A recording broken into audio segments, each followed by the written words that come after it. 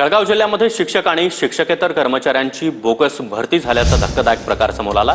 Bogus शिक्षक आणि कर्मचाऱ्यांचा सरकारच्या वेतन प्रणालीत देखील समावेश करण्यात आला। शासनाची कोट्यवधी रुपयांची फसवणूक केल्याचा प्रकार उघडकीस आला। जळगाव जिल्ह्यातील 10 शिक्षण संस्थांमधून हा घोटाळा समोर आला। 20% अनुदान मिळाल्यानंतर डॉक्टर शरद दयाराम शिंदे यांनी खोटे शिक्के, बनावट कागदपत्र, सह्या मारून सन प्लस काही शिक्षण अधिकाऱ्यांचा यांना साथ घेऊन, काही राजकीय लोकांचा यांना साथ घेऊन या शाळेवर एक प्रकारे हायजॅक करण्याचा प्रयत्न केलेला आहे। यामध्ये त्यांनी 9 लोक फेक भरती दाखवलेली आणि या सर्वांचा जो फरक आहे तो 2011 पासूनचा काढलेला आहे, तोही 100%, म्हणजे आजही जर बघणार तुम्ही तर 100%चा पगार हा काढला जातो आहे।